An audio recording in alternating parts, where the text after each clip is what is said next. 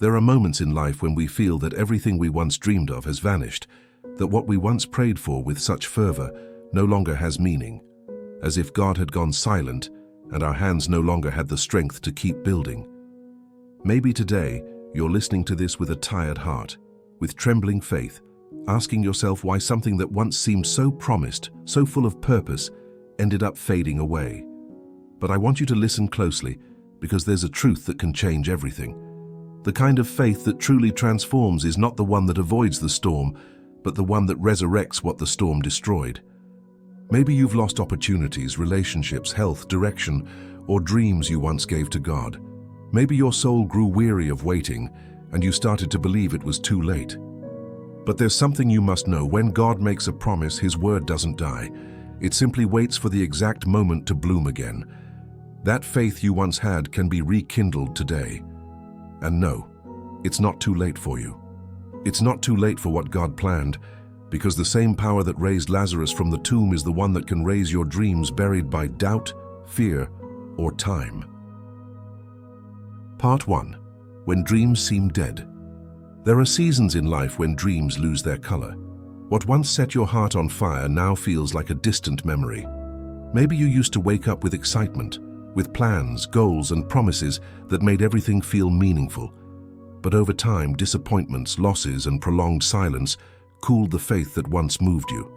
And one day, without realizing it, you stopped fighting. You stopped believing. You stopped hoping. That's what happens to many when their dreams die, not because God failed, but because the soul grows tired. Faith weakens, fear takes its place, and the enemy starts whispering that it's all over, that it's no longer worth praying for the same thing, that if it didn't happen before, it won't happen now. But that's where the believer must remember something powerful. God's timing is not like ours. What seems dead to you is only being prepared by Him. Look at the example of Lazarus. In John chapter 11, we read how Jesus received the news that his friend was sick. But instead of going immediately, He waited. He waited until Lazarus died. To everyone, it was a tragedy. Martha and Mary wept. The disciples didn't understand, and the people thought Jesus had arrived too late. But He knew exactly what He was doing. Jesus said, "This sickness will not end in death, but for the glory of God." When everything seems finished, that's when God shows His greatest power. Because if Jesus had arrived earlier, they would have seen healing, but arriving later, they saw resurrection. And there are things in your life that God will not merely heal, because He intends to resurrect them. Not because He wants you to suffer, but because He wants you to know Him on a deeper level, where your faith doesn't depend on what you see, but on what you believe. Maybe today you're facing a buried dream. Perhaps you had plans for your family, a purpose in your heart, a promise you felt came from God, and now it seems impossible. But hear this, dear listener. Dreams that are born of God do not die. They simply rest until the day He decides to breathe life into them again. Remember what God said to the prophet Ezekiel in the valley of dry bones. He saw a field of remnants, a landscape of defeat, and heard God ask, "Son of man, can these bones live?" Ezekiel replied, "Lord, you know."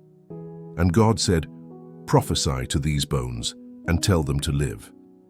As Ezekiel obeyed, the bones began to come together. The sound of restoration filled the valley, and life returned. That's what faith does. It prophesies life in the midst of what looks dead. So it is with your dreams. Sometimes you don't see movement, you don't hear an answer, you don't feel anything, but that doesn't mean God is absent. In the silence, He is working. He is aligning things, preparing paths, restoring what seemed impossible. He works while you sleep, and when you can't go on, He keeps moving the unseen pieces of the plan He designed for you. But there's something you need to understand. Resurrecting faith is not passive. It's not the kind that just waits and does nothing. It's an active faith that declares, that prays, that keeps walking even when there are no visible signs. Because believing is not a feeling. Believing is moving forward even when you don't understand. And yes, there are moments when the soul hurts so much that you feel you have no strength to believe. But in those moments, God reminds you that He's not asking for perfect faith, but living faith. Faith that trembles yet doesn't give up. faith that weeps yet keeps looking to heaven. If today you feel like you're in a valley where everything seems lost, let me tell you from the heart, dreams don't die when circumstances bury them. They die when you stop believing. And as long as there is a little faith in you, even faith the size of a mustard seed, there is still hope. Remember that Abraham waited many years for the promise when everything indicated it was impossible. Science said it couldn't happen, age said there was no chance, but God said yes, and his word was fulfilled. The promise doesn't depend on what you see, it depends on what God has spoken. So if your heart is tired and your hope is weak, today is the day to believe again. Not because you feel like it, but because God is still faithful. If he promised it, he will fulfill it. If he called you, he will sustain you. If he gave you a dream, he will not let it die without purpose. When dreams seem dead, remember you are standing on the perfect stage for God to be glorified. The power of resurrection is only revealed when something has died first. So do not fear the silence. It may be the prelude to a miracle. The same Jesus who wept at Lazarus's tomb also cried with a loud voice, "Lazarus, come out!" And the one who was dead came out. Today, God can speak the same to your dreams, your hopes, and your purposes. Come out of the tomb. No matter how much time has passed, what is of God is not lost. It is preserved for his perfect time. Dear listener, don't weep for what you lost. Start giving thanks for what is about to be revived. Because if there is still a breath of faith in you, there is still something God can do. Part 2, when faith awakens the impossible. There comes a point in life when faith is no longer an idea, but a decision. It's not about feeling that you can. It's about believing, even when everything around you says you can't, that it's impossible. Faith doesn't arise from emotion. It springs from the inner conviction that God is still God, even when circumstances shout the opposite. It's the faith that clings on when the heart trembles, the faith that refuses to die, even when tears flood the soul. And that, dear listener, is the faith that resurrects dead dreams. When Jesus went to Jairus' house, his daughter had already died. People were crying, the mourners were playing, and sadness filled the place. But Jesus entered and said, "Do not weep. The girl is not dead, but sleeping." They all laughed at him. No one understood that to the one who has power over life, death is only a passing sleep. Jesus took the girl's hand and said, "Rise." In that moment, life returned. That same Jesus walks with you, and maybe your dreams are like that girl, sleeping, apparently lifeless, but not destroyed. They only need faith to touch them again. Because faith is the hand that awakens what God already prepared, but was waiting for the right moment to manifest. Many things fall asleep within us: passion, hope, the desire to pray, purpose itself. But God has not changed. He is still there, waiting for you to choose to believe again. For when you take one step of faith, he takes 1,000 on your behalf. The impossible is not an obstacle for God. It's his favorite stage. He is not intimidated by human limits, by time, or by mistakes. In fact, he uses all of those to reveal his power. Look at Abraham. When he had no strength or logic left to hope, he believed, and that faith was counted to him as righteousness. Faith doesn't always remove the process, but it always opens the way. God doesn't need ideal conditions, he needs willing hearts. When the woman with the issue of blood heard that Jesus was passing by, she had suffered 12 years, spending all she had with no results. But that day, something awakened inside her. She said to herself, "If I only touch his garment, I will be healed." And she did, and she was healed. Jesus didn't go looking for her, she went looking for him. That is living faith, faith that moves, that rises even when exhausted. Do you know the difference between those who see miracles and those who don't? It's not that some are holier or more deserving, it's that some keep believing even when they feel nothing at all. Because there are days when faith isn't felt, it's decided. You tell yourself, "I will keep trusting even if I don't see the result." Sometimes we think faith is an easy road, but it isn't. Faith is a constant battle against doubt. It is believing in the silence, speaking life when everything seems dead, declaring that God can, even when your mind says there's no way. But heaven moves when someone on earth dares to believe. That faith moved mountains in ancient times.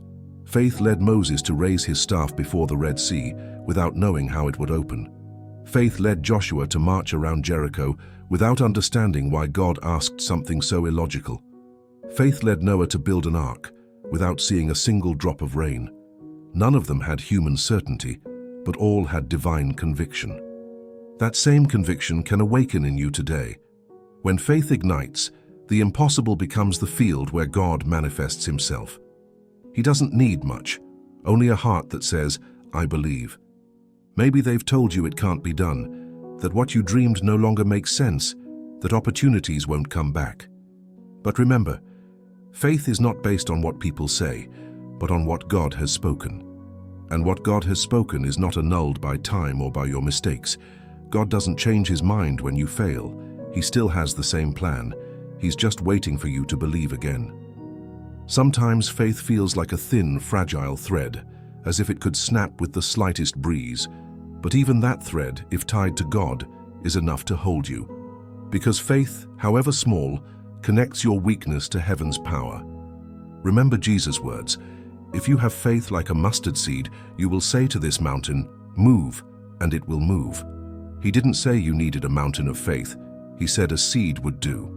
The important thing is not the size of your faith, but the one your faith is in. We often think God only works in big acts and visible miracles, but many times he begins with the smallest things. A prayer said through tears, a step taken in obedience, a decision made in the midst of pain. That's the seed that opens heaven. Dear listener, when your faith awakens, you will never look at your circumstances the same. You'll understand that it's not your strength that upholds the promise, but the power of the one who gave it. The impossible will cease to frighten you, because you'll know human limits don't stop an infinite God. And as you begin to believe again, something inside you will come alive. Maybe you won't see it immediately, but you'll feel a sleeping hope rise, your heart beating again with purpose, fear losing its grip. That's faith awakening the impossible. And don't give up, don't extinguish what God ignited. Don't bury what heaven still wants to raise. Your story doesn't end where pain told you it ended. There are still chapters God wants to write with you, and faith is the pen with which miracles are written. So if today you feel your faith is weak, ask God to awaken it. Tell him you want to believe again, because as long as there is faith, the impossible still has hope. Part 3. When the wait feels endless. There is a stage in the spiritual life that few understand, but all face: waiting. That season when nothing seems to move forward, when you pray and hear no answer, when it feels like heaven is silent and your tears fall without explanation. It's the time when faith is tested, not by words, but by patience. Because true faith doesn't only believe in the promise, it also trusts the process. Dear listener, it's easy to believe when everything flows, when doors open and answers come quickly. But when days grow long and nights grow cold, when the soul wonders why God doesn't respond, there the authenticity of your faith is revealed. The faith that survives silence, that is the faith that truly transforms. Consider Abraham's story. God promised him descendants when he was already old, and his wife Sarah could no longer bear children. Years passed, and nothing happened. Perhaps there were nights when Abraham looked up at the sky and wondered if the promise still stood, if he had misunderstood. But he kept believing. And one day, without warning, the promise was fulfilled. Because when God speaks, time cannot cancel his word. It only confirms it. God is not moved by the clock. He is moved by purpose. You count minutes. He sees eternity.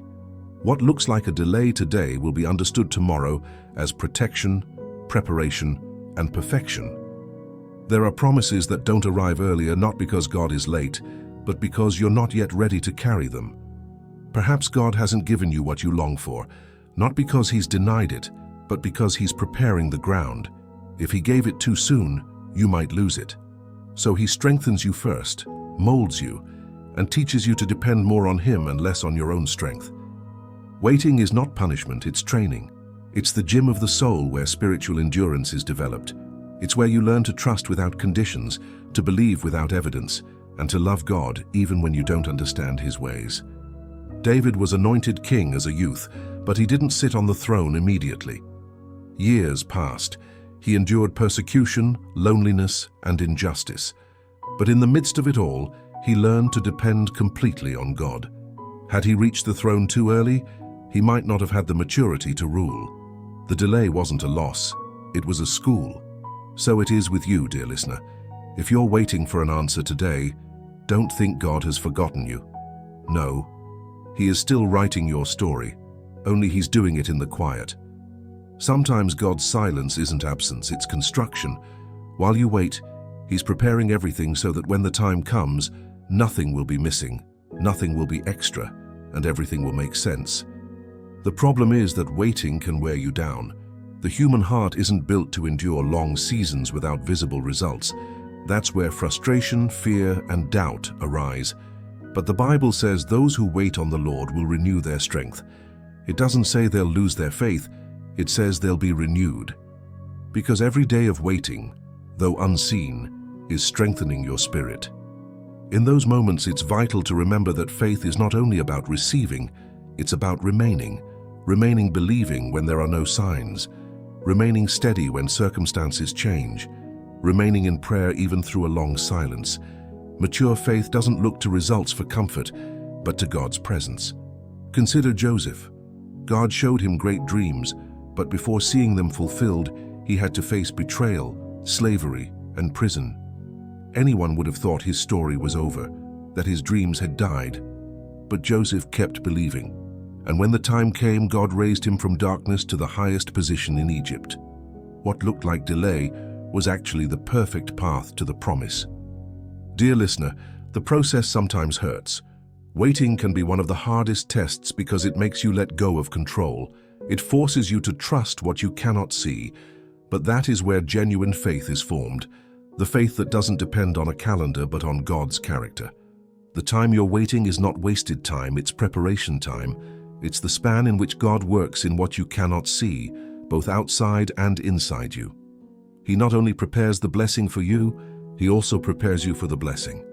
If you're in a season where everything seems stalled, don't despair. Learn to see waiting as part of the miracle. Every passing minute brings you one step closer to what God has prepared. And when the time arrives, everything will fit together with such divine perfection that you'll understand why it had to be this way. Some promises mature like fine wine, they need time. Open them too soon and they're squandered. Leave them in the hands of the master of time and their flavor becomes perfect. So while you wait, don't stop praying. While you wait, don't stop giving thanks. While you wait, don't stop serving. When you do these things in the midst of silence, you prove that your faith doesn't depend on results, but on your relationship with God. Remember, Abraham waited, Joseph waited, David waited, and none were put to shame. Why would you be? God is still the same. He fulfills His promises. He may take time, but He never fails. Dear listener, if you feel tired today, if the waiting is heavy, breathe deeply and ask God to sustain you. Tell Him you want to trust even when it hurts. Tell Him you don't want to give up. Because even on the days when you see nothing, He is still working. Heaven hasn't closed, it's working in silence.